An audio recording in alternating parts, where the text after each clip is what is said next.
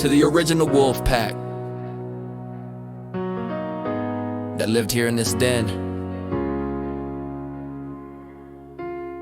Derek and David, Carlo and Glenn. I was just a little boy in those days, way back when I was super duper quiet, surrounded by you men. I can remember many days sitting here so quietly, trying to do my work and saying a word or two rarely. I was too scared to ask questions from David especially. I was so intimidated cause he had a PhD. I would wait until the very end of each and every day, then ask just one question, much to David's dismay. I'm sure it wasn't easy to work with such a quiet kid who was so very frightened inside, so I just usually hid. I remember going to McDonald's sometimes 5 days a week to order a burger and fries, which gave me a small chance to speak. Ma would ask me questions to see if something could be done, an idea that he had and was asking if I could do it, if I was the one. My answer was the same to him each and every time. I'll see what I can do was my catchphrase. I guess it was my favorite line.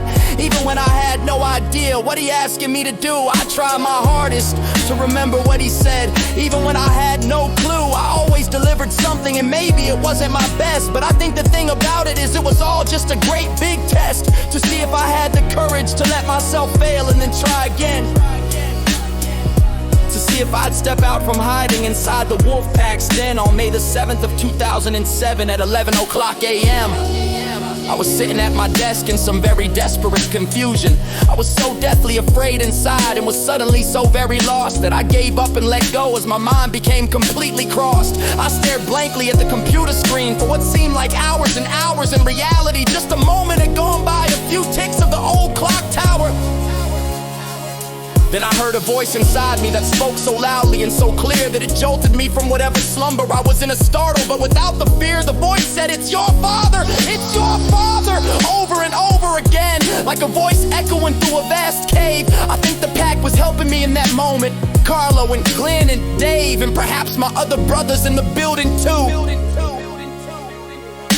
Tom, Mile, Andy, Rodney, Daryl, and Sean. It was like a hand lifted down to the bottom of my stomach and lifted an ancient pain out that was there one moment and then gone. I remember taking in the deepest breath that I had ever taken, all the way down to the very bottom of my stomach. So much air that I'd been forsaken, a compassionate response from the great beyond. It was like the world had ended, and then a new day dawned. My body pulsed like I'd been hit by lightning. Surges of blood flow could be felt in my hands. For the first time in my life, I could feel so grounded in my chair. For once, I couldn't even stand. I looked at my hands and they looked so new, like I'd never seen them before.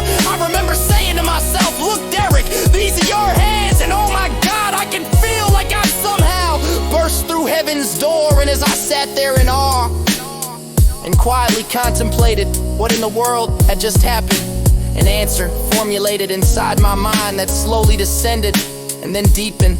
The voice said, "Until I let go of my father, I can never allow love into my heart as easily as I think I should."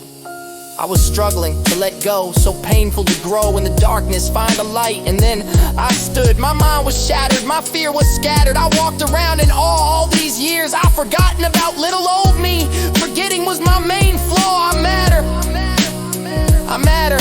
Yes, I do. You need to say it to yourself. I matter.